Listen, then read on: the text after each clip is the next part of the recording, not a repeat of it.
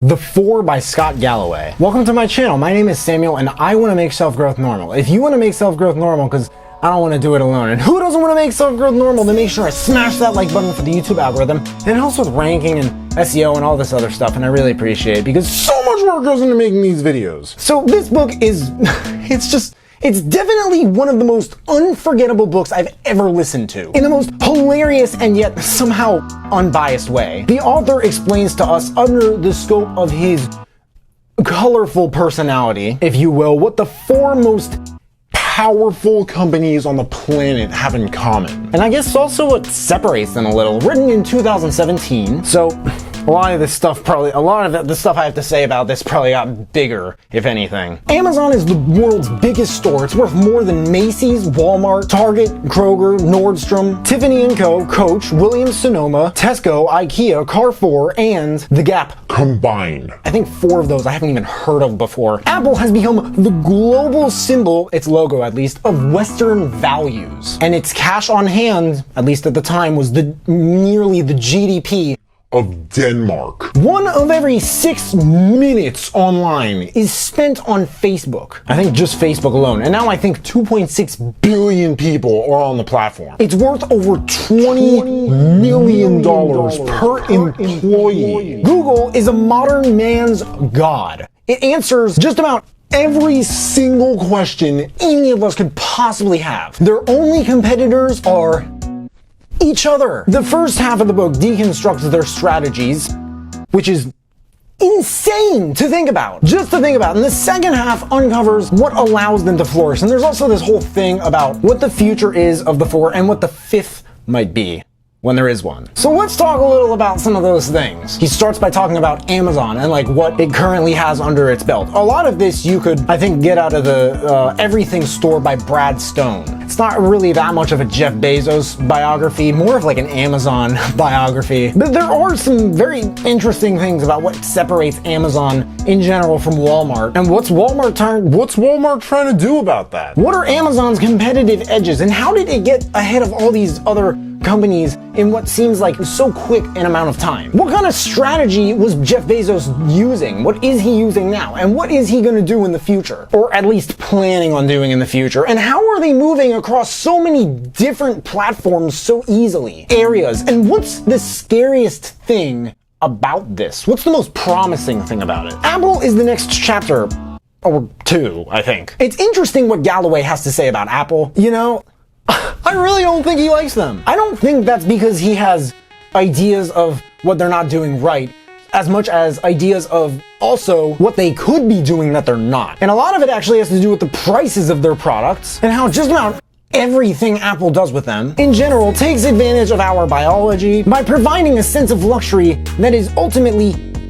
like pretty much impossible for us to deny the value of. Luxury is a key thing with Apple because no other tech companies have successfully made luxurious products before. And what's so dangerous about this is that obviously the iPhone takes the cake more than any other in this regard, but it's that the products are useful. You can use these products for more things than that of any other company on the planet. Apple is just insane. They're my favorite company, honestly. The author thinks Apple, I think, although they're his least, probably, based on what he said, I think they're the least favorite of his 4. He does think it will be the most likely to see the 22nd century. Not because it's hardware and because it's not a platform per se, but rather for many other reasons. I mean, that is probably aside from its branding and marketing focuses. What separates it most from the other 3, but the fact that there are 4 companies that are allegedly taking over the world, and we trust them to the point where we will tell them everything and take them into our homes and let them listen to our conversations. I don't worry about the government. The government is nothing close to as powerful as they are. This book's whole concept is insane. It's mesmerizing almost. It's incredibly valuable info in my opinion. You could use it for things that have almost nothing to do with business. Facebook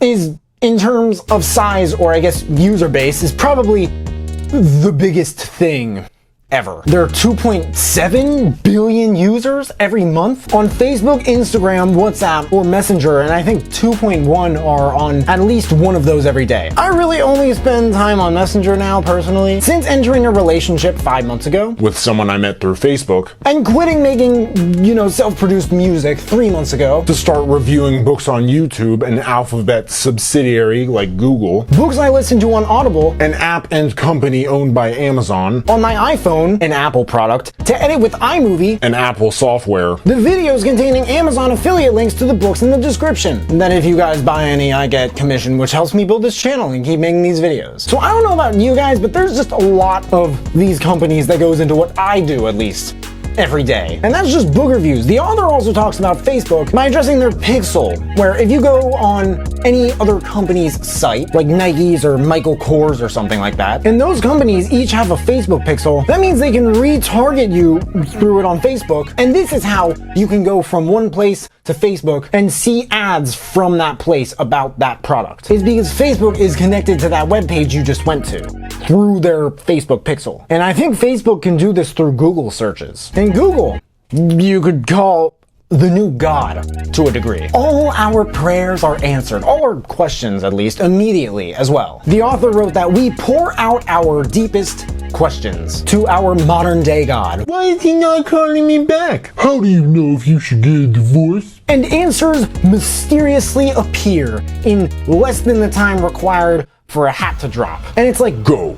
Take your newfound knowledge and go live a better life. we share info with Google that we wouldn't share with anyone else. The author talks also, of course, after this about the 5 or I think 6 or 7 things they all have in common, which I don't remember them all off the top of my head, but some of them are global reach, not immediately like when they started, but they really found global reach inevitably, and also like full control of its own distribution. And then the author talks about the next horseman, as he calls them, and what the contenders are for that spot, which are Alibaba, Tesla, I think that's the one that's going to be the 5th horseman, Uber, Walmart, Microsoft, Airbnb, and IBM. Also, everything he talks about after that, it's very, very insightful, especially for someone around my age. I'm 22. This is honestly just one of my favorite books ever. It easily, without question. I love what these companies are doing. I'm so fascinated by the problems that they present to the world and what they're doing about those. What can people do to make sure that they don't,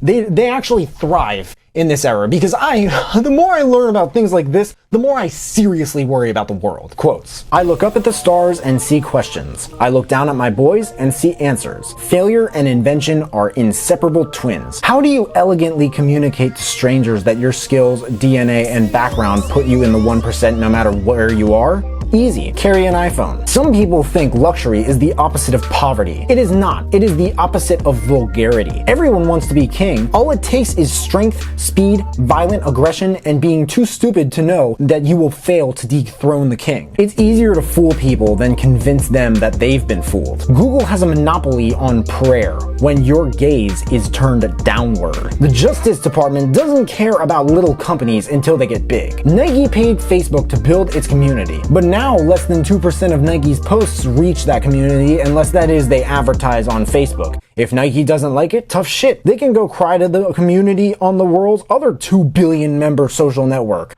Oh wait, it's impossible to compete with a big company that doesn't want to make money. This is a guy who says he's gonna put rockets into space, revolutionize the car industry, and transform the power storage industry. Oh, and build hypersonic trains on evenings and weekends. What if you can go back and invest in Thomas Edison's ideas? Well, here's your chance. Consumers talk a big game about social responsibility and then buy phones and little black dresses from manufactories where people kill themselves and pour mercury into the water. Direction 1. As per some kind of Direction 1, the author, on his part, this book was written for anyone who wants insights on a competitive advantage in an economy where it's never been so easy to become a billionaire, yet nonetheless so hard to become a millionaire. Because yes, Mr. Stanley, the tables of wealth have now turned. Direction 2. If you like this book, of course, I recommend The Everything Store by Brad Stone and What Would Google Do by Jeff Jarvis. And honestly, every book about business written in the last 15 to 20 years that I can name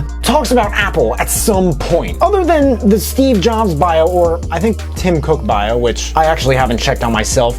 I'm really psyched to do that though. I like Tim Cook more than Steve Jobs. I think he's super underrated. And I don't know why there are not really any full books that are like well known about Facebook, but I do know that Facebook is the youngest company of the four. So yeah. The Four by Scott Galloway. Again, probably one of my favorite books ever. There's a link in the description if you guys want to check it out and read the reviews. That and all the other books that I mentioned in this video if you want to check those out as well. If there are any other books that you guys want me to check out and review, please let me know in the comments below. Also let me know if you checked out this book and you liked it. But hey, make sure to smash that like button, subscribe if you haven't already, because I don't know why people watch this far into my videos and they don't subscribe. But if you have subscribed and you want to turn it up just a notch and turn on that notification bell to receive a notification every time I drop a new video, that would mean the world to me. Thank you guys so much for watching. I really appreciate it. You can find me everywhere and I'll see you then.